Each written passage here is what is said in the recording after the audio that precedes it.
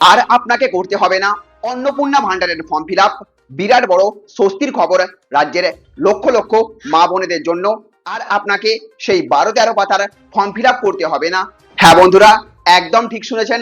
অন্নপূর্ণা ভান্ডার প্রকল্প নিয়ে দীর্ঘদিন ধরে যে বিভ্রান্তি, জল্পনা এবং নানা গুজব ছড়িয়ে পড়েছিল, এবার সেই সমস্ত কিছুর অবসান ঘটিয়ে বড় ঘোষণা করলেন মুখ্যমন্ত্রী শুভেন্দু অধিকারী।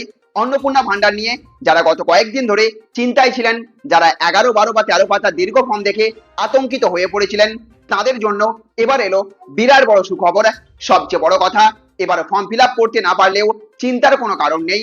আজকের ভিডিওতে জানাবো মুখ্যমন্ত্রী ঠিক কি বলেছেন, কারা সুবিধা পাবেন এবং এই নতুন সিদ্ধান্তে কারা কারা উপকৃত হতে চলেছেন।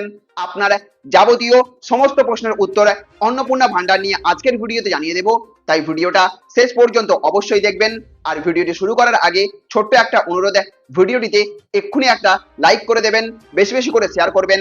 আর আপনি যদি চ্যানেলে নতুন হয়ে থাকেন তাহলে অবশ্যই আমাদের চ্যানেলটিকে সাবস্ক্রাইব করে রাখবেন। তো বন্ধুরা, এবার আসে মূল খবরে।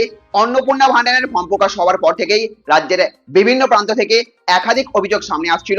অনেকেই বলছিলেন ফর্মের পাতার সংখ্যা অনেক বেশি, পরিবারের সদস্যদের আয়, ব্যাংক অ্যাকাউন্ট, সম্পত্তি, বিভিন্ন সরকারি প্রকল্পের সুবিধা, এমন বহু তথ্য চাওয়া হয়েছে যা সাধারণ মানুষের পক্ষে একসঙ্গে জোগাড় করা কঠিন হয়ে দাঁড়াচ্ছে।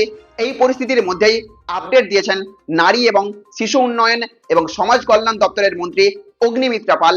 তিনি জানিয়ে দিয়েছেন মানুষের সুবিধার কথা মাথায় রেখে ফর্মকে আরো সহজ করা যায় কিনা তা নিয়ে সরকার ইতিমধ্যেই চিন্তা ভাবনা শুরু করেছে। বিভিন্ন জেলা প্রশাসনের কাছ থেকে মতামত নেওয়া হচ্ছে এবং প্রয়োজন হলে ফর্মের কিছু অংশ সংশোধন করা হতে পারে। অর্থাৎ যারা দীর্ঘ ফর্ম দেখে ভয় পেয়ে গিয়েছিলেন তাদের জন্য এটি বড় স্বস্তির খবর। ভবিষ্যতে ফর্মের পাতার সংখ্যা কমানো অথবা কিছু তথ্য একত্রিত করার বিষয়েও আলোচনা চলছে বলে জানা যাচ্ছে। এইদিকে আবার মুখ্যমন্ত্রী শুভেন্দু অধিকারীও বারবার আশ্বাস দিয়েছেন যে প্রকৃত উপভোক্তাদের কেউ বঞ্চিত হবেন না। তিনি স্পষ্ট জানিয়ে দিয়েছেন যারা নিজেরা ফর্ম পূরণ করতে পারবেন না তাদের বাড়িতে সরকারি প্রতিনিধি গিয়ে ফর্ম পূরণে সাহায্য করবেন।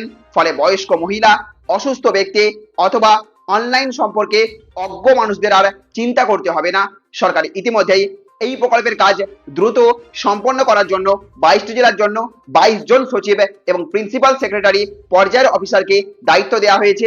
অর্থাৎ আইএএস অফিসার নিয়োগ করা হয়েছে। তারা গোটা প্রক্রিয়ার উপর নজরদারি করবেন এবং নিশ্চিত করবেন যাতে প্রকৃত উপভোক্তারা সময় মতো সুবিধা পেয়ে যান। জানা যাচ্ছে 2রা জুনের মধ্যেই নাম নথিভুক্তকরণের নির্দিষ্ট লক্ষ্যমাত্রা পূরণের নির্দেশ দেওয়া হয়েছে। আর মুখ্যমন্ত্রীর ঘোষণা অনুযায়ী আগামী 3রা জুন থেকেই যোগ্য উপভোক্তাদের ব্যাংক অ্যাকাউন্টে 3,000 টাকা পাঠানোর প্রক্রিয়া শুরু হতে পারে বলে খবর উঠে আসছে সরকারি সূত্রে। এবার জেনে নেওয়া যাক কারা কারা তাহলে এই 3,000 টাকা পাওয়ার যোগ্য বলে বিবেচিত হবেন। সরকারি নিয়ম অনুযায়ী 25 বছর থেকে 60 বছর বয়সী মহিলারাই এই প্রকল্পে আবেদন করতে পারবেন। 25 বছরের কম বা 60 বছরের বেশি বয়স হলে আবেদন করা যাবে না।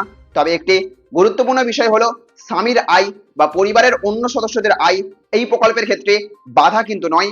অর্থাৎ স্বামী সরকারি বা বেসরকারি চাকরি করলেও পরিবারের অন্য সদস্যরা আয়কর দিলেও আবেদনকারী মহিলা যোগ্য হলে তিনি টাকা পেতে পারেন।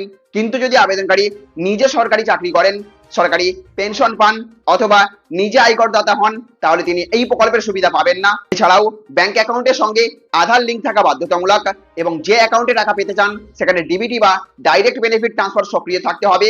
সব মিলিয়ে অন্নপূর্ণা ভান্ডার নিয়ে সরকারের বার্তা একেবারে স্পষ্ট।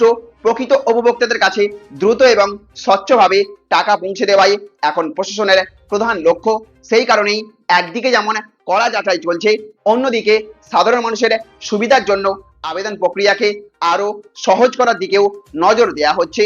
তো বন্ধুরা, এই খবরটি যদি আপনাদের গুরুত্বপূর্ণ বলে মনে হয় তাহলে ভিডিওটিতে অবশ্যই একটা লাইক করবেন, বেশি বেশি করে শেয়ার করবেন যাতে রাজ্যের আরো বেশি সংখ্যক মানুষ, মা বোন এই তথ্য জানতে পারেন।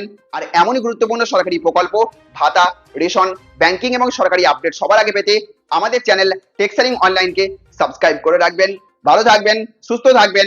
Thank you friends, thank you for watching.